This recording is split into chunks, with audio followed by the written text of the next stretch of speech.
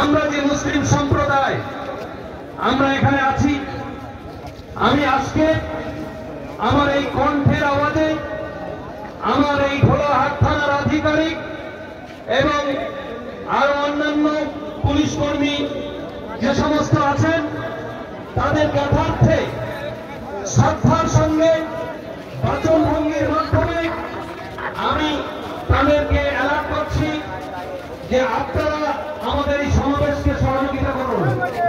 আপনাদেরকে ইনভাইট করবো না, আপনারা মানুষের পাশে থাকার মানুষ, আপনাদের ভালোবাসায় আমরা কাম্য মনে করি।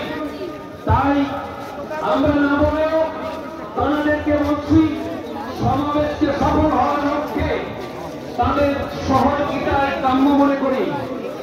আমি আলোচনা করতে চাই, আজকে আমরা যারা টুপি করেছি কেউ করি না, আমরা মনে রাখবেন আমরা কাফন করে নিতে রাজি আছি।